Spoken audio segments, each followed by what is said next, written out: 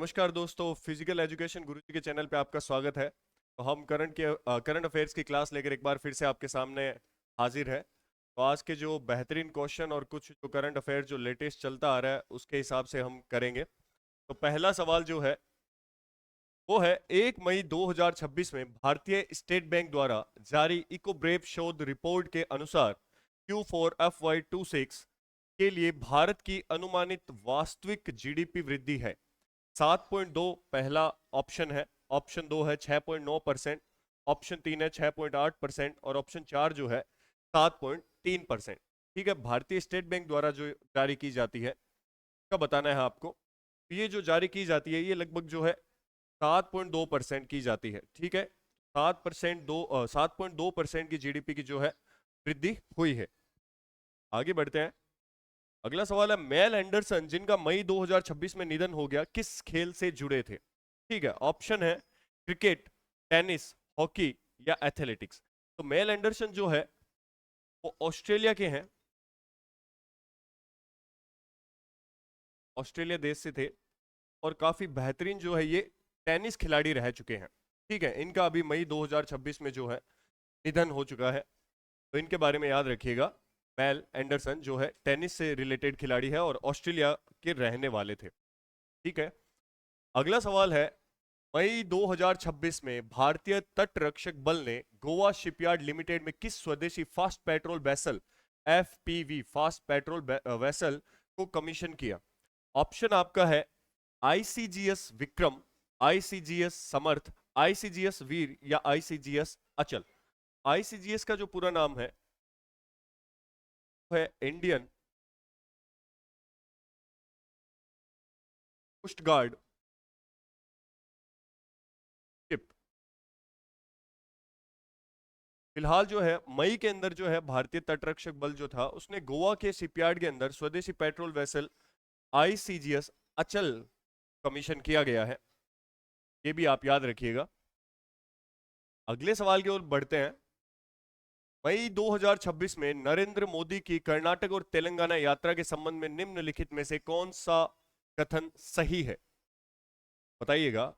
PM Modi Bangalore में the art of living के 45वें वर्षगांठ समारोह में शामिल हुए। ऑप्शन दूसरा है भारत के पहले कार्यात्मक पीएम मित्र पार्क का उद्घाटन वारंगल तेलंगाना में किया गया। तीसरा है 4 लेन परियोजना हैदराबाद पणजी आर्थिक गलियारे का हिस्सा है। और चौथा ऑप्शन जो है यह यात्रा केवल सांस्कृतिक कार्यक्रमों से संबंधित थी, कार्यक्रमों से संबंधित थी। ठीक है, तो बताइएगा अभी जो मोदी जी है वो घूम रहे थे जहां पर उनकी यात्रा तेलंगाना कर्नाटक उसके बाद गुजरात में भी उन्होंने जो है रैली की थी। तो द आर्ट ऑफ लिविंग ये याद रखिएगा, श्री श्री रविशंकर आप जानते होंगे,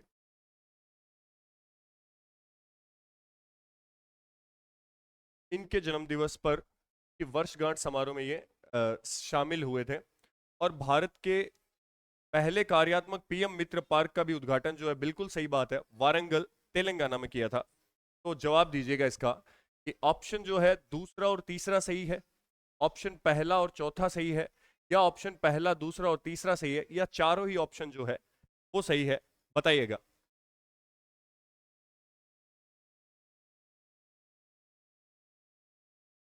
ऑप्शन कौन सा सही होगा, तो देखिएगा इसके अंदर जो है पहली बात बिल्कुल सही है। पीएम मोदी ने बेंगलोर में यहाँ पर इनसे मिले थे, sorry the art of living के 45वें वर्षगांठ में शामिल हुए थे। भारत के पहले कार्यात्मक पीएम मित्र, ये भी बिल्कुल बात सही है, इसका जो उद्घाटन है वो वारंगल तेलंगाना में किया गया था। और 4 लेन जो है परियोजना हैदराबाद पणजी आर्थिक गलियारे का जो है हिस्सा है, तो ये बात भी सही है। तो पहला दूसरा और तीसरा ऑप्शन बिल्कुल सही है। यह यात्रा केवल सांस्कृतिक कार्यक्रम से संबंधित नहीं थी, इसके अंदर और भी जो है योजनाएं वगैरह है शामिल थी। ठीक है, आगे बढ़ते हैं। आर्ट ऑफ लिविंग के जो मैन हेड है उनका नाम है, इन्होंने ही जो इसको स्थापना की थी, श्री श्री रविशंकर। ठीक है, आगे बढ़ते हैं। पांचवा सवाल जो है मई 2026 में केंद्रीय मंत्री अमित शाह ने किस कानूनी व्यक्तित्व द्वारा निश्चित पुस्तकों का विमोचन किया। आपके ऑप्शन है चार Mehta, option B Kapil Sibal, option C Harish Salve या मुकुल रोहतरी। बताइएगा। मई 2026 में केंद्रीय मंत्री अमित शाह ने, ठीक है, पुस्तकों का जो विमोचन किया था, के नाम मैं लिख देता हूं। The bench, the bar and the बिजर।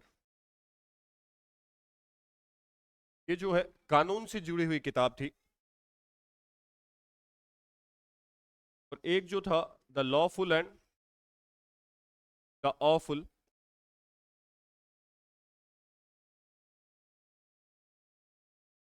ठीक है, इन किताबों का इन्होंने क्या किया था, विमोचन किया था। और ये जो किताब है ये किन के द्वारा लिखी गई थी? तुषार मेहता के द्वारा लिखी गई थी। तुषार मेहता जो है सॉलिसिटर जनरल है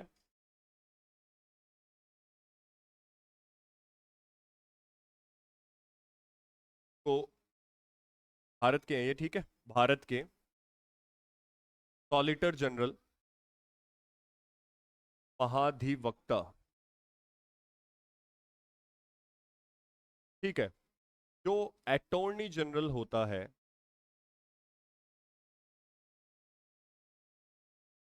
इनकी ये सर्वोच्च मामले जो होते हैं न्याय के, में इनकी सहायता करता है, इनके अंडर जो है ये काम करते हैं, ठीक है। ये भी जो है तुषार मेहता है। इस क्वेश्चन का आप बिल्कुल स्क्रीनशॉट भी ले सकते हैं। अच्छा सवाल है। केंद्रीय मंत्री अमित शाह ने अभी जो है,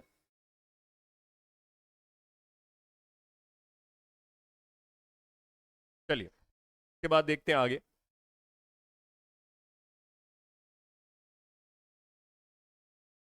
मई 2026 में भारत ने inter university centre for astronomy and astrophysics, astrophysics का बैनर किस दक्षिण अफ्रीकी संस्थान को सौंपा? ऑप्शन है केप टाउन विश्वविद्यालय, दक्षिण अफ्रीकी खगोलीय वेधशाला, अफ्रीकी अंतरिक्ष एजेंसी या प्रिटोरिया विज्ञान केंद्र। ठीक है, एस्ट्रोनॉमी और एस्ट्रोफिजिक्स, खगोल के बारे में जो जानकारी है, खगोलीय वेधशाला है, उसके लिए ये किया गया था। और ये दक्षिण अफ्रीकी खगोलीय वेधशाला संस्थान को सौंपा गया था। के बाद देखिएगा, मई 2026 में अखिल भारतीय फुटबॉल महासभा ने युवा फुटबॉल विकास को मजबूत करने के लिए राज्य सरकार के साथ 5 वर्षीय समझौता ज्ञापन, ठीक है, मेमोरेंडम ऑफ अंडरस्टैंडिंग जिसको बोलते हैं, का निरीक्षण किया। केरल, गोवा, पश्चिम बंगाल या उड़ीसा। ठीक है, ये मई का जो करंट अफेयर है वो चल रहा है, उससे रिलेटेड जो क्वेश्चन है वो हम आपके लिए लेकर आए हैं। तो बताइएगा, गोवा फुटबॉल विकास को मजबूत करने के लिए राज्य सरकार के साथ 5 वर्षीय समझौता ज्ञापन जो है, इस स्टेट के साथ जो है निरीक्षण किया गया, केरल, गोवा, पश्चिम बंगाल या उड़ीसा। बताइएगा 7 नंबर सवाल का जवाब। तो ये जो है उड़ीसा के साथ किया गया था निरीक्षण, ठीक है, याद रखिएगा, उड़ीसा।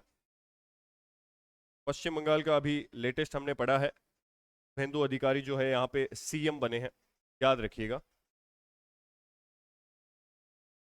8वां सवाल है कि राष्ट्रीय पंचायत पुरस्कार 2025 एनपीए के संबंध में निम्नलिखित में से कौन सा कथन सही है? आपके ऑप्शन है, पुरस्कारों की घोषणा पंचायती राज मंत्रालय द्वारा की गई। ठीक है, तो अपने को सही कथन बताना है। बिल्कुल जो है पुरस्कारों की घोषणा पंचायती राज मंत्रालय द्वारा ही की जाती है। फिर है, कर्नाटक को 6 पुरस्कारों के साथ पुरस्कारों की तालिका में शीर्ष पर रखा गया। यह भी सही बात है। ये पुरस्कार ग्रामीण शासन और सतत विकास में उत्कृष्टता को मान्यता देते हैं। ये भी बात जो है एकदम सही है।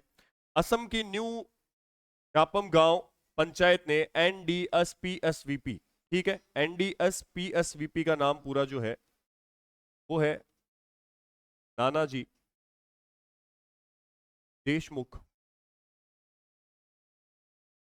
सर्वोच्च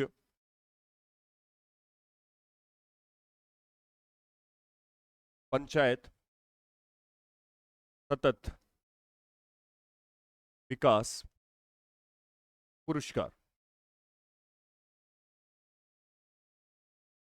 जो एनडीएसपीएसवीपी का पूरा नाम जो है नानाजी देशमुख सर्वोच्च पंचायत सतत विकास पुरस्कार के तहत सर्वश्रेष्ठ पंचायत का पुरस्कार दिया गया। ठीक है, असम की जो है न्यू नापन गांव है उसको मिला था। तो ये बात भी जो है बिल्कुल सही है, तो इसके ऑप्शन जो हो जाएंगे, पहला ऑप्शन सही होगा, पहला, दूसरा, तीसरा और चौथा, ये चारों ही ऑप्शन जो है वो बिल्कुल सही है। ठीक है, अगले सवाल की ओर बढ़ते हैं। नौवां सवाल है कि हाल ही में खबरों में रही वैली फीवर किस वजह से होती है। ठीक है, वैली फीवर किस वजह से होती है। आपके ऑप्शन है परजीवी, बैक्टीरिया, वायरस या फंगस। बताइएगा वैली फीवर किससे होती है। ठीक है, तो पैरासाइट कहते हैं। तो ये जो है फंगस की वजह से होती है। ठीक है, फंगस, और कौन सी फंगस से होती है ये भी याद रखिएगा। कॉक्सीडियोइडस फंगस के द्वारा होती है।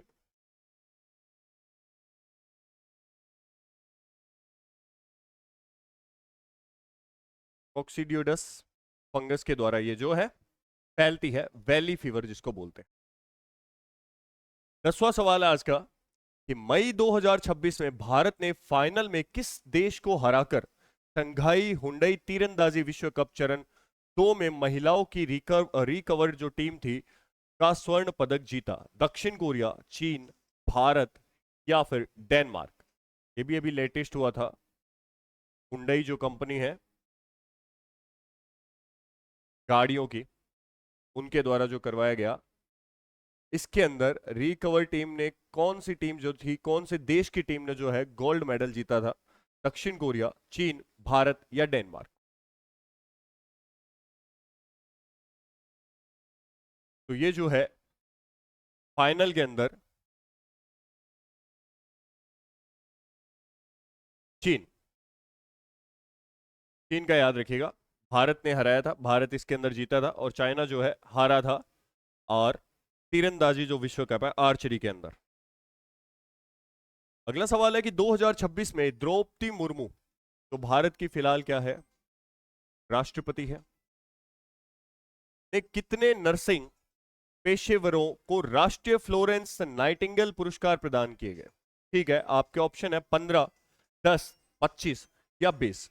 ठीक है, तो 2026 में द्रौपदी मुर्मू ने जो है नर्सिंग पेशेवरों को 15 लोगों को जो है ये 15 पुरस्कार दिए गए थे, राष्ट्रीय फ्लोरेंस नाइटिंगेल पुरस्कार जिसको कहा जाता है। ठीक है, भारत की नाइटिंगेल भी कहा जाता है, सरोजनी नायडू आपने नाम सुना होगा। ठीक है, भारत की नाइटिंगेल सरोजिनी नायडू। आगे बढ़ते हैं, 12वां सवाल जो है ये भी अभी लेटेस्ट है, मई 2026 के अंदर केंद्रीय फिल्म प्रमाणन बोर्ड सीबीएफसी के अध्यक्ष के रूप में किसे नियुक्त किया गया। ऑप्शन है प्रसून जोशी, महेश कुमार, अपराजिता प्रियदर्शने या शशि शेखर वेम्पति। ठीक है, तो प्रसून जोशी जो थे पूर्व में थे, यानी अब जो बने हैं वो है शशि शेखर वेम्पति। इनसे पहले जो थे अध्यक्ष भारतीय फिल्म प्रमाणन बोर्ड, जो भी आप फिल्म देखते हैं जब शुरू होती है तो उसको जो सर्टिफिकेट प्रदान किया जाता है, यूएस सर्टिफिकेट, ए सर्टिफिकेट वगैरह, 16+, 14+, 12+, तो ये सारा जो है इन्हीं के द्वारा होता है। तो इसके जो अभी अध्यक्ष बनाए गए हैं वो है शशि शेखर वेम्पति, पहले प्रसून जोशी थे। इसके बाद देखते हैं 13वां सवाल जो है, भारत के सर्वोच्च न्यायालय में न्यायाधीशों की नई अधिकतम संख्या क्या होगी। पहले बताइएगा पहले कितनी संख्या थी, अब जो है कितनी बढ़ चुकी है। इसकी संख्या जो है 37+1 जो है JI, chief justice of India. ठीक है, फिलहाल जो चीफ जस्टिस ऑफ इंडिया है वो है सूर्यकांत। ठीक है, ये सूर्यकांत जी जो है हरियाणा से पहले व्यक्ति है जो सर्वोच्च न्यायालय में न्यायाधीश है। ठीक है, चीफ जस्टिस ऑफ इंडिया। इनसे पहले, इनसे पहले ये भी 53वें है, 53वें सीजीआई। और जो इनसे पहले थे 52वें उनका नाम था B R Gavai. B R Gavai, ठीक है। तो अभी जो ये संख्या है 37+1 बढ़ा दी गई है, 38 कर दी गई है। इससे पहले जो संख्या थी वो 34 थी, 34 थी। तो देखिएगा, प्रधानमंत्री नरेंद्र मोदी की अध्यक्षता में, केंद्रीय मंत्रिमंडल ने मई 2026 में सुप्रीम कोर्ट संशोधन विधेयक पास किया। 2026 को मंजूरी दे दी गई है, जिसमें नई संख्या, अब इस जो संशोधन किया गया है इस विधेयक के अंदर, उसमें जो है संख्या बढ़ा दी गई है 38। और इससे पहले ये संख्या कितनी थी? 34 थी, यानी 33+1 सीजीआई था, चीफ जस्टिस। और अब जो है 37+1 सीजीआई है, यानी 38 हो जाएगी, ठीक है।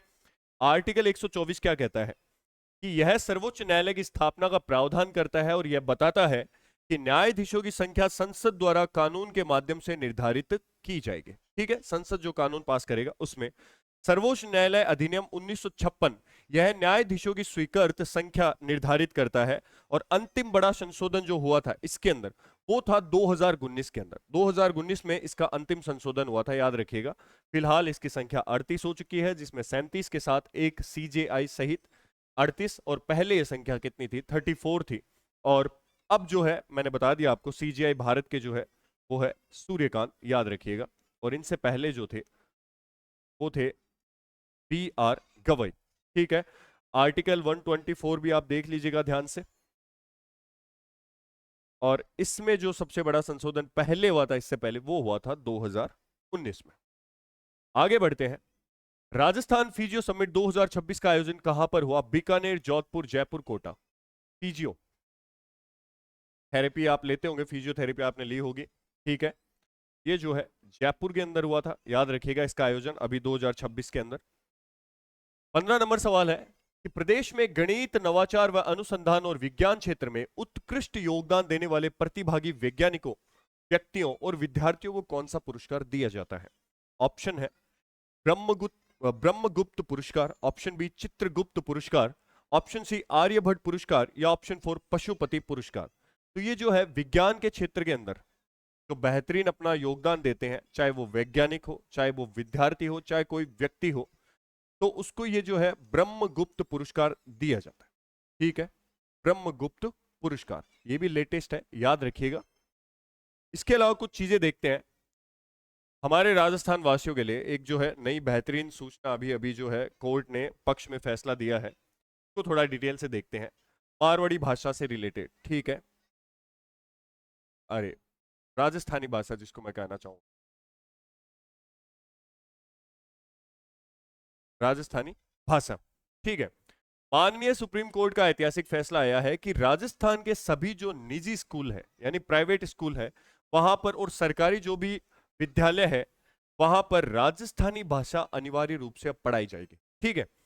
इसके निर्देश जो है जस्टिस विक्रमनाथ और संदीप मेहता की खंडपीठ ने सरकार को स्पष्ट निर्देश दिए थे कि कोर्ट ने माना कि राजस्थानी भाषा का ऐतिहासिक, साहित्यिक और सांस्कृतिक जो है महत्व अत्यंत समृद्ध है, ठीक है। क्योंकि हमारे यहाँ भी ये भाषा है, बोलने वाले भी बहुत से लोग हैं, तो इसको जो एकमात्र ऐसा पढ़ाई के रूप में लेना चाहिए, स्कूलों में पढ़ाना चाहिए। क्योंकि आमतौर पर आप आई भाषा बोला, मारवाड़ी, मारवाड़ी बोला जनाब बहुत जरूरी भाषा है, ठीक है। एक माँ अपना पूरा इतिहास है, आपने साहित्य की सारी कला है, संस्कृति है, सारी चीज है, ठीक है।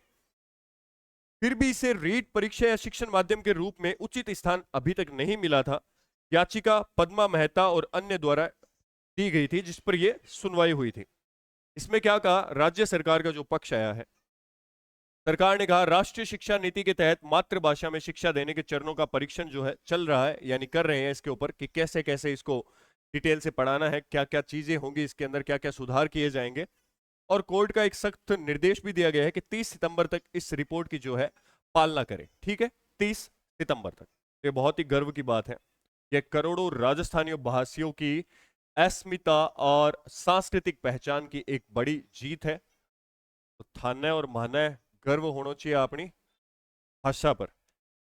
इसके बाद एक और चीज है, जो अभी राजस्थान का जो भीलवाड़ा जिला है, वहां पे एक कांखला जो जगह है, वहां पर जिंक मेगा पार्क की स्थापना की गई है। जिंक मेगा पार्क की जो है स्थापना की गई है।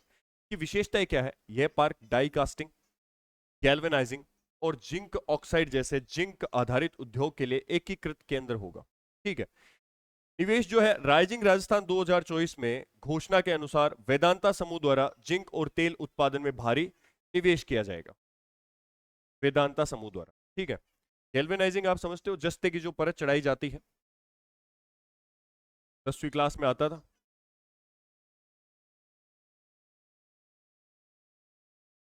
किस पर? लोहे पर अगर जंग लग जाए तो।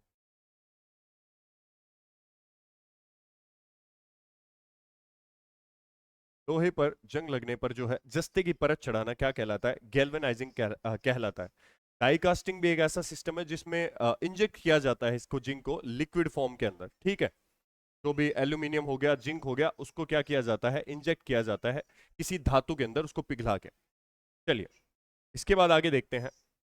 विश्व स्तरीय आधारित जो जिंक औद्योगिक पार्क है और उत्तर भारत का जो है ये पहला पार्क है, ये बात याद रखिएगा। उत्तर भारत का जो पहला पार्क है ये जिंक वाला, इसको याद रखिएगा। यह एक संयुक्त परियोजना है जिसमें रिको और हिंदुस्तान जिंक लिमिटेड का भी क्या है? सहयोग है। ठीक है। जिंक जस्ता, इसका मुख्य लाभ युवाओं के लिए रोजगार होगा, कौशल विकास होगा, टेक्नोलॉजी का ट्रांसफर होगा और एमएसएमई माइक्रो स्मॉल का नाम पूरा जो है माइक्रो, छोटे स्तर पर होता है, स्मॉल, मीडियम एंटरप्राइजेस। ठीक है, एंटरप्राइजेस, इसके द्वारा इसको क्या है? बढ़ावा देना। इसमें क्या है? युवाओं को बेहतरीन रोजगार मिलेंगे, इस फील्ड से जो जुड़े हैं उनके लिए भी, और जो लेबर वर्क है वो भी बहुत बढ़ेगा।